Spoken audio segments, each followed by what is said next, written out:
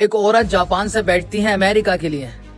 जैसे ही वो America airport पे लैंड करती हैं, जब इमिग्रेशन वाले सेक्शन पे जब वो पहुंचती हैं तो सिक्योरिटी उनसे उनका पासपोर्ट मांगती है।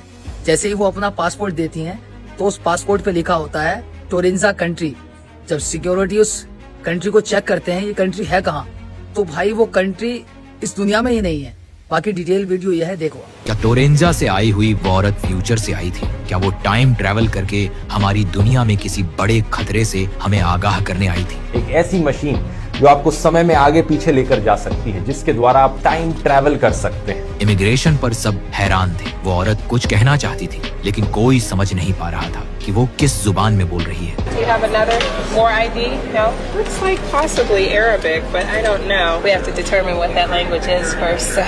उसके अल्फाज कुछ अरबी जैसे थे लेकिन फिर भी अजनबी, जैसे किसी और दौर से आए हों। Las paredes son blancas. Officer कहते हैं उसकी आंखों में घबराहट थी, जैसे वो किसी वार्निंग के साथ आई हो। लेकिन जब किसी ने समझा नहीं वो चुप हो गई। एक्सपर्ट्स का कहना है कि टोरेंजा कोई मुल्क नहीं बल्कि फ्यूचर के एक जगह हो सकती है, एक दुनिया जो अभी बनी ही नहीं। और अगर ऐसा है तो इसका मतलब टाइम ट्रैवल मुमकिन है। साइंस की नई थ्योरीज के मुताबिक वक्त का सिस्टम सीधा नहीं, गोल है, और कुछ लोग वक्त के बीच से गुजरकर आगे या पीछे जा सकते हैं। क्या ये औरत उन्हीं में से एक थी जो किसी मिशन पर आई थी ताकि हमें किसी आने वाली तबाही के बारे में चेतावनी दे सके? क्योंकि एक्सपर्ट्स कहते हैं टोरेंजा शायद एक ऐसी जगह है जो सिर्फ फ्यूचर में मौजूद है। कुछ लोग कहते हैं जब उसे महसूस हुआ कि कोई भी उसकी बात नहीं समझ रहा तो उसने कोई डिवाइस या सिग्नल एक्टिवेट किया और एक पल में वो हवा में घुल गई। उसका जिस्म एक ब्राइट फ्लैश के साथ वैनिश हो गया और सिर्फ एक हल्की सी स्टैटिक रह गई, जैसे कोई